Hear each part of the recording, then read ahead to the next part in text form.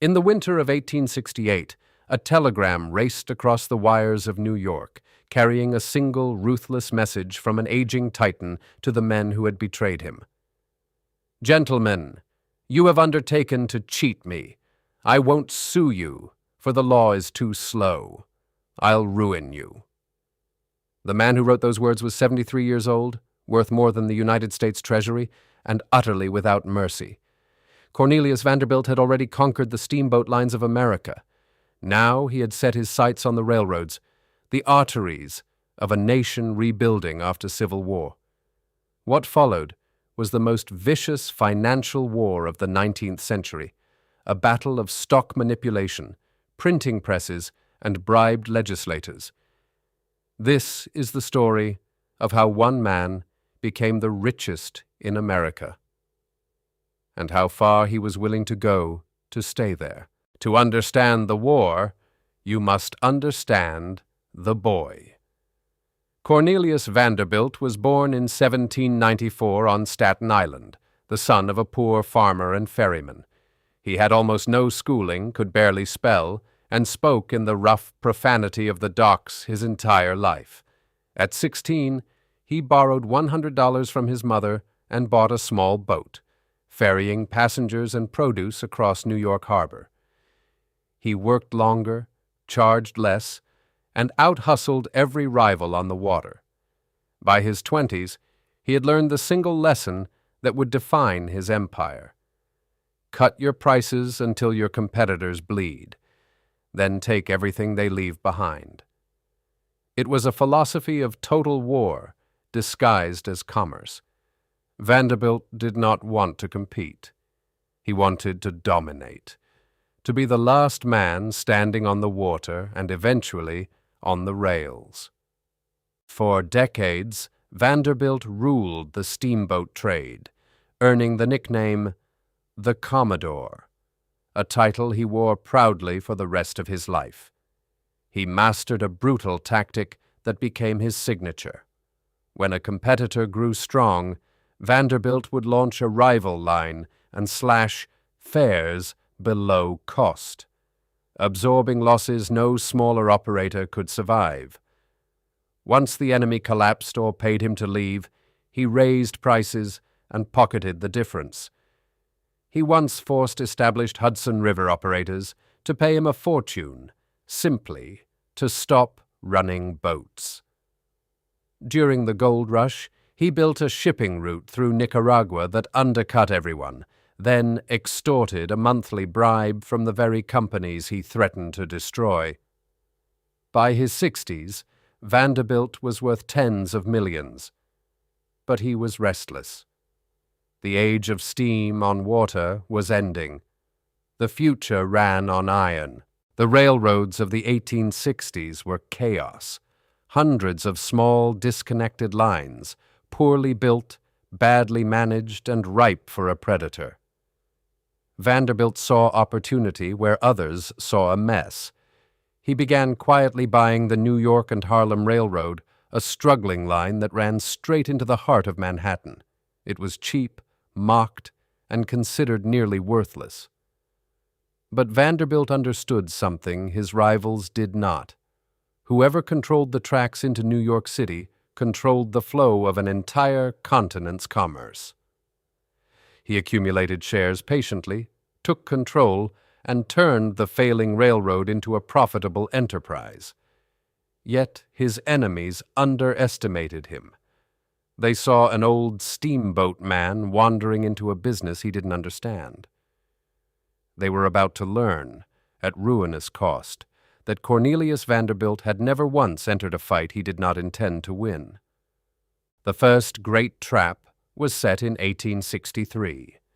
Vanderbilt had won a valuable franchise to run a streetcar line down Broadway, and Harlem stock soared on the news.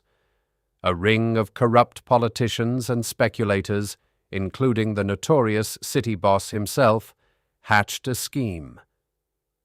They would grant the franchise to drive the price up, then vote to repeal it, crashing the stock, and short-sell Harlem shares to make a killing on the collapse. It was betrayal engineered with cold precision. But Vanderbilt discovered the plot. Instead of panicking, he did the unthinkable. He bought. He bought every share of Harlem stock the conspirators dumped, quietly cornering the market. When the schemers rushed to buy back shares to cover their short positions, they found only one seller in all of New York, the Commodore. And he set the price. The corner was devastating. The politicians who had tried to ruin Vanderbilt now faced financial annihilation, forced to buy back the very shares they had sold at prices Vanderbilt dictated. He drove the stock to unheard-of heights, squeezing his enemies until they begged for mercy. It is said he wanted to run the price to $1,000 a share purely to teach Wall Street a lesson it would never forget, that no one cheated the Commodore, and walked away. Cooler heads eventually talked him down, but the message was received across America. Vanderbilt had turned a betrayal meant to destroy him into one of the most profitable maneuvers in the history of finance. The men of the stock exchange now spoke his name with fear. But his greatest, most legendary war still lay ahead, over a railroad called the Erie. The Erie Railway was a rotten, mismanaged line, but it was enormous and strategically vital. Vanderbilt already controlled the New York Central and the Harlem lines. Capturing the Erie would give him a near-total monopoly over rail traffic between New York and the West. So, he began buying Erie stock, intending to seize it the way he had seized everything else. But this time, 3 of the craftiest financial operators in American history stood in his way. A scheming board and a young, brilliant, and utterly unscrupulous group of directors who had no intention of surrendering. They controlled the printing press for Erie's own shares, and they were prepared to fight the richest man in America with the one weapon he could not outbid. A fraud so audacious it would become the stuff of Wall Street legend. Vanderbilt gave the order that seemed unbeatable. He instructed his brokers to buy every share of Erie stock that came onto the market, confident his fortune could absorb the entire company. But the Erie directors simply printed more. In the basement of the Erie building, they ran a printing press, churning out tens of thousands of fraudulent new shares and feeding them straight into Vanderbilt's buying orders. The Commodore poured $7 million into the market and watched, enraged, as the shares he bought seemed to multiply from nowhere. It was called watered stock, and it was flagrant fraud. Vanderbilt had encountered many enemies, but never one who could conjure infinite ammunition out of thin air. For perhaps the first time in his life, his money alone was not enough to guarantee victory. So he turned to the only weapon left, the law. Vanderbilt owned judges. This was the Gilded Age, and justice was for sale. He secured a court order against the Erie Ring, threatening them with arrest and contempt, but the Erie men had their own judges, purchased just as easily. As competing judges issued contradictory orders, the conflict descended into farce and then into flight. Warned that the Commodore's marshals were coming to arrest them, the Erie directors grabbed millions in cash and bushels of financial records, fled across the Hudson River to New Jersey, and barricaded themselves in a hotel guarded by armed men and cannons. From this fortress, they conducted their war, beyond the reach of New York's courts. The battle now shifted to the one arena even Vanderbilt could not simply buy outright. The state legislature in Albany, where votes were currency and every politician had a price. What followed was a spectacle of naked corruption. Both sides descended on Albany with satchels of cash, bribing legislators to pass laws favorable to their cause. The Erie Ring reportedly spent over $1 million buying votes to legalize their watered stock. Vanderbilt spent freely too, but the Erie men were younger, hungrier, and shameless enough to outbid him where it counted. One legislator allegedly took money from both sides, then voted against Vanderbilt. Slowly, the Commodore realized the truth that all great conquerors eventually face. He had reached the limit of what force and money could achieve. The Erie was a bottomless pit, consuming his fortune with no victory in sight. And so the richest man in America did something he had rarely done in 70 years of ruthless combat. He decided to stop fighting and settle. Vanderbilt negotiated a quiet peace. The Erie Ring bought back much of the fraudulent stock he had been stuck with, cutting his losses, and both sides withdrew from the field. It was, at best, a costly draw, the closest thing to a defeat Vanderbilt ever suffered. But the old Commodore had learned the war's true lesson.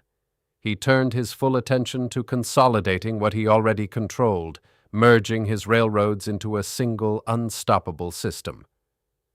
He created the New York Central and Hudson River Railroad, a colossus stretching from New York City to the Great Lakes. He rebuilt its finances, doubled its tracks, and made it one of the most powerful corporations on earth. Out of the ashes of the Erie War rose an empire more concentrated and more dominant than anything he had built on water. The steamboat man had become the king of the rails. In the end, Vanderbilt got his monopoly not by winning the Erie, but by perfecting everything else. He built Grand Central Depot in Manhattan, a temple to his transportation empire, and drove the standardization of the railroads that would knit America into a single economy. When he died in 1877, Cornelius Vanderbilt was worth over $100 million, a sum greater than the amount of money held in the United States Treasury. He was, by nearly every measure, the richest man the nation had ever produced. Yet, his fortune, like his methods, carried a shadow. The stock watering, the bribery, the ruthless price wars. These were the practices that would soon provoke a public backlash, sparking the very antitrust movements that would one day be turned against the monopolists who followed in his path. Vanderbilt left almost his entire fortune to a single son, believing that dividing wealth destroyed it. He was right about the money and wrong about the legacy. Within a few generations, the Vanderbilt fortune, the largest in America, had been scattered across mansions, yachts, and reckless heirs until it nearly vanished entirely. The great houses were sold or demolished. The name that had once terrified Wall Street became a symbol of extravagance rather than power. It is the oldest lesson in the history of empires. The ruthless hunger that builds a fortune is almost never inherited by those who spend it. Cornelius Vanderbilt had clawed his way from a $100 boat to the summit of American capitalism through sheer, unrelenting will. A force of nature that could not be manufactured, purchased, or passed down through a will. So, what remains of the Commodore's war? The railroads he consolidated became the backbone of a superpower. The tactics he pioneered, the corners, the predatory pricing, the merciless consolidation, wrote the playbook that Rockefeller, Carnegie, and Morgan would study and surpass. Vanderbilt showed America that a single determined man could bend an entire industry to his will, and in doing so, he helped create both the modern corporation and the modern fear of it. He was neither hero nor villain, but something more elemental. a predator perfectly evolved for the wilderness of unregulated capitalism. His empire proved that dominance is never given. It is seized, defended, and paid for in ruined rivals. The age of the robber barons had truly begun, and Cornelius Vanderbilt was its first true king, the man who turned ruthlessness into an American art form.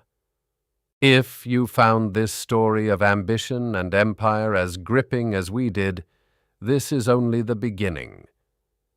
Here at Magnates and Monopolies, we dig deep into the titans who built and broke the modern world, the cutthroat deals, the boardroom betrayals, the fortunes made and lost in a single ruthless stroke. From the oil barons who cornered a continent to the tech dynasties reshaping our future, every empire has a rise, a reign, and a reckoning. Subscribe now and hit the notification bell so you never miss the next deep dive into the most ruthless business wars in history. Tell us in the comments which tycoon we should investigate next. And ask yourself, as every one of these stories forces us to, how far would you go to win? Until next time, the game never ends.